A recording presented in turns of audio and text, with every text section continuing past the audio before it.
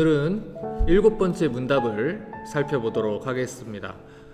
7번째 웨스트민스터 소규리 문답은 이렇게 질문합니다. 하나님의 작정이 무엇입니까? 그리고 이에 대한 답변으로 하나님의 작정은 자기 뜻의 결정에 따른 그분의 영원한 목적인데 자신만의 영광을 위해 하나님께서 일어나는 모든 일을 미리 정하신 것입니다. 자, 이렇게 얘기를 했어요. 오늘 우리가 문답을 설명하기 전에 가장 먼저 개념을 정리를 하고 가야 할 것 같습니다. 하나님의 작정이라는 게 무엇입니까? 하나님의 작정은 하나님이 자기의 기뻐하시는 뜻대로 모든 것을 다 계획하시고 이루시는 것을 말합니다. 로마서 8장 29절을 보면 하나님의 구원 계획을 이렇게 찬송하는 걸 볼 수가 있어요. 하나님이 미리 아신 자들로 또한 그 아들의 형상을 본받게 하기 위하여 미리 정하셨으니 이는 그로 많은 형제 중에서 맏아들이 되게 하려 하심이니라. 여러분, 우리가 예수님을 믿게 되고 또 이렇게 함께 신앙생활을 하게 된 것이 우연히 일어난 일입니까? 아니면 하나님의 계획하심에 따름입니까? 성경은 분명히 하나님이 우리를 미리 아셨다, 하나님의 자녀로 삼기 위해 미리 정하셨다, 이렇게 말합니다. 우리를 부르시고 예정하셨다 라고 얘기를 합니다. 다시 말해서 우리가 하나님 자녀 됐다는 것은 우연이 아니라 하나님의 계획에 따른 것이라는 거지요. 자, 그런데 우리가 알아야 하는 것은 하나님의 작정에 대한 교리는 하나님의 주권과 하나님의 능력과 관련지어서 이해해야 되는 내용이라는 거예요.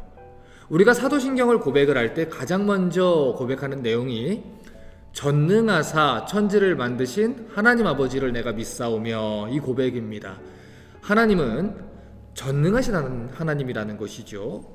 전능하다라는 말의 정의는 하나님께는 모든 것이 다 가능하다라는 말입니다. 불가능이 없다는 거예요. 그런데 때때로 우리가 하나님의 작정에 대해서 이야기를 하면 이런 고민들을 하는 걸 보게 됩니다.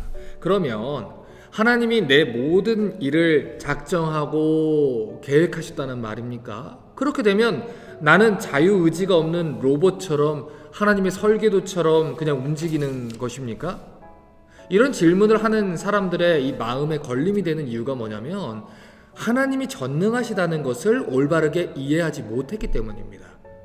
하나님은 시간과 공간을 초월하시는 분이에요.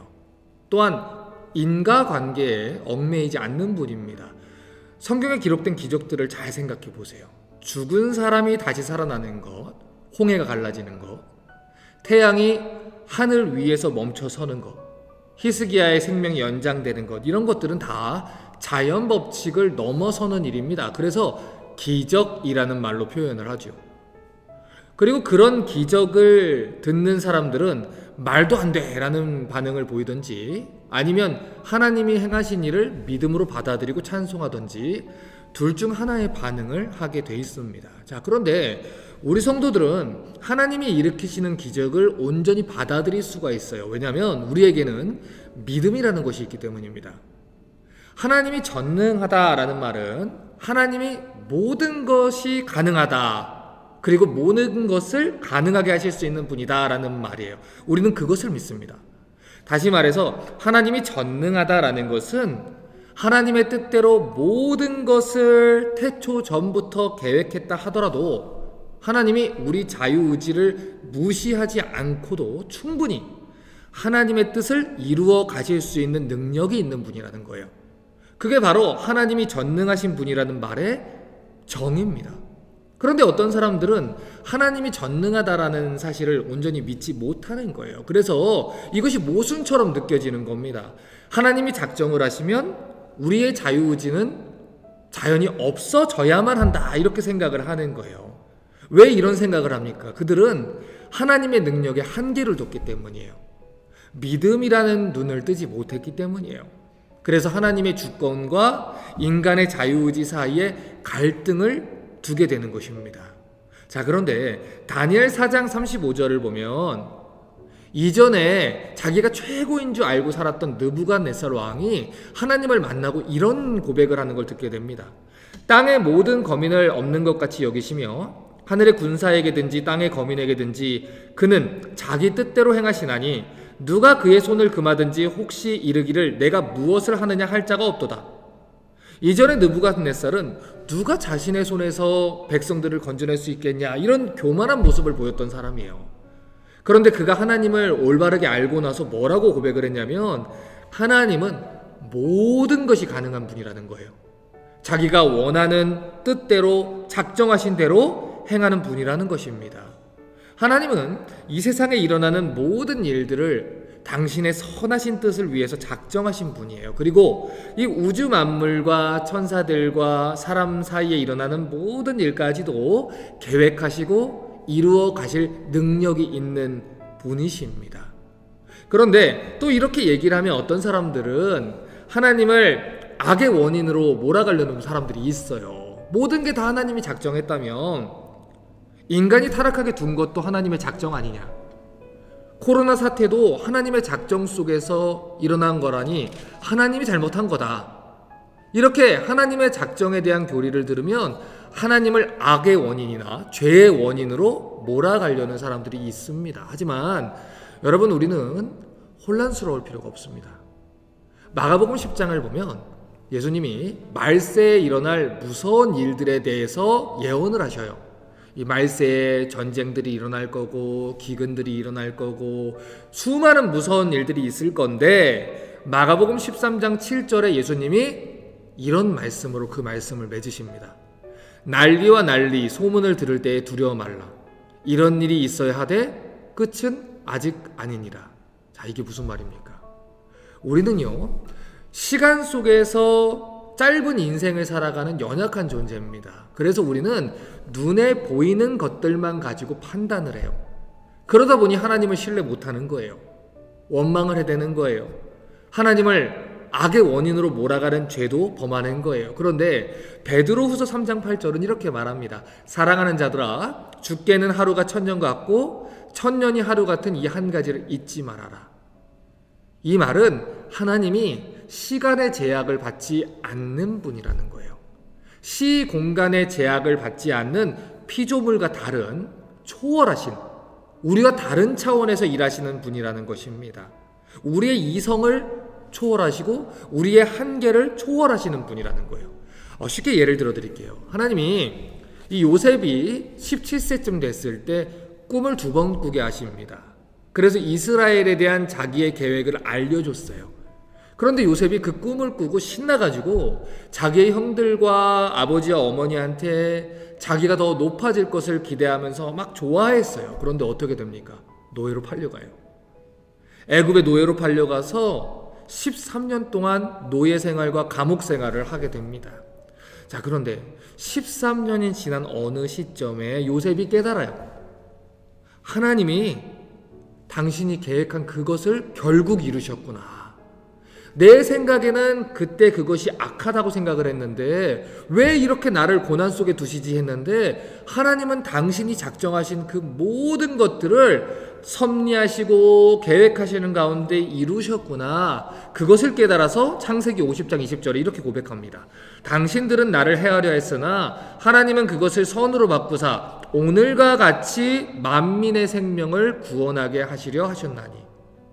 노예로 팔렸을 땐 몰랐어요. 억울하게 모함당했을 때는 몰랐어요. 감옥에 갇혔을 때도 도무지 하나님의 작정과 계획을 이해하지 못했을 겁니다. 왜 이런 일을 당해야 되는지 눈물로 밤을 지샜을 거라고요. 그런데 시간이 지나서 요셉이 저 먼 미래의 시점에서 하나님의 작정하심을 깨닫게 됐을 때 그가 어떻게 합니까? 찬송하는 거예요. 여러분, 그런데 이 요셉의 이야기는요, 단지 요셉이라는 한 사람의 인생에 대한 이야기가 아닙니다. 창세기 15장 13절부터 16절은요, 굉장히 중요한 얘기를 하고 있어요.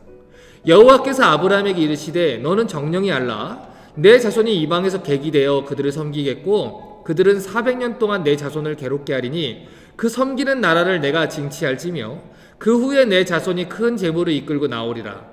너는 장수하다가 평안히 조상에게로 돌아가 장사될 것이요 내 자손은 4대 만에 이 땅으로 돌아오리니 이는 아모리 족속의 죄악이 아직 관영치 아니함이니라 하시더니, 지금 이 말씀은요, 요셉이 이미 태어나기도 전에 그의 증조 할아버지였던 아브라함한테 모세 시대에 일어날 일을 예언한 거예요. 때가 되면 이스라엘 백성들을 통해서 아모리 족속, 즉 가나안에 있는 악한 족속들까지 심판하실 것이다. 이것까지 작정한 걸 보여주신 거예요. 하나님이 이스라엘을 애굽에서 종살이하게 하신 것은 바로의 억압과 지배 아래 살았던 이스라엘 민족이 해방되는 사건을 통해서 이 유월절 어린 양에 대한 구속의 비밀을 알리기 위함입니다. 예수 그리스도를 통해서 얻는 구원의 의미를 미리 밝히기 위해서 준비하신 사건이에요. 그 사건을 로마서가 잘 풀어주고 있지 않습니까? 그런데 그 당시 노예 생활을 하던 이스라엘이 하나님의 작정을 올바르게 이해할 수 있었을까요? 아닙니다. 그들은 하나님을 원망했고요. 하나님이 살아계시면 어떻게 이런 일이 있을 수 있느냐 신음했어요. 그런데 시간이 지나서 뒤를 돌아보니까 모든 게 다 하나님 작정 가운데서 이루어졌다는 것입니다. 그때는 불평합니다. 아직은 끝이 아니니라. 이 하나님의 말씀을 신뢰하지 못했기 때문에 인간의 조급증과 이 연약함이 불신앙을 불러오는 것입니다. 하지만 하나님은 당신이 작정하신 뜻을 이루어 가시는 분이십니다. 그것을 선하게 이끌어 가실 수 있는 분입니다. 비록 세상에 악이 득세하고 세상에 악한 사람들이 그것을 방해하는 것처럼 보일지라도 하나님은 반드시 당신이 작정하신 선한 뜻을 이루어 가시는 분이십니다. 그래서 여러분 자녀들에게 하나님의 작정하심을 가르쳐 주셔야 돼요. 하나님은 작정하신 그것을, 그 뜻을 결코 바꾸지 않으십니다. 그리고 그 뜻을 이루실 수 있는 능력이 있으신 분이에요. 그래서 우리의 자녀들이 우리가 이 땅에서 예수 믿는 사람으로 살면서 이해되지 않는 일들이 있다고 하더라도 흔들릴 필요가 없다는 거예요. 왜냐면 지금도 하나님은 살아계시고 지금도 여전히 전능하셔서 한치도 오차 없이 당신의 선한 작정한 뜻들을 이루어 가고 계시기 때문입니다. 물론 코로나 시대를 살고 있는 우리는 어려움과 고난 때문에 왜? 라는 질문을 하나님께 던질 수 있습니다. 하지만 하나님은 그 모든 것들, 심지어 코로나 사태까지도 사용하셔서 하나님의 작정하신 계획들을 이루어 가고 계시고 이루어 가실 수 있는 전능하신 분이라는 거예요. 문제는 우리의 믿음 없음입니다. 죄로 인해서 타락한 인간은 하나님의 주권도 믿지 못하고 하나님의 능력도 믿지 못해요. 그래서 주어진 상황 속에서 불신하고 원망하고 불평하게 됩니다. 하지만 예수님을 믿는 사람은 하나님이 어떤 일을 행하시든지 믿어야 하는 거예요. 하나님이 당신이 작정하신 뜻을 이루어 가실 수 있다. 그럴 수 있는 분이다. 그러니 오늘 내가 한숨 짓지 않겠다. 이것이 우리의 신앙이 되어야 하는 것입니다. 그러므로 여러분의 자녀들에게 하나님의 작정에 대해서 설명해 주실 때는 하나님은 전능하시다라는 개념과 하나님은 우리와 다른 차원에서 우리를 초월해서 일하는 분이다라는 것을 꼭 같이 가르쳐 주십시오. 하나님이 당신의 뜻을 이룰 수 있는 계획을 가지고 계시고 그 능력을 가지고 계신 분이다. 여러분 자녀 한 사람 한 사람을 통해서 하나님의 작정하신 바를 이루어 가실 수 있는 분이다. 이것을 가르쳐 주십시오. 때때로 다 이해되지 않는 순간들이 있습니다. 하지만 하나님은 그 모든 것을 가능하게 하실 수 있는 분입니다. 그것을 믿고 신앙생활을 할 수 있는 우리 자녀들로 길러주시기를 주님의 이름으로 축복합니다.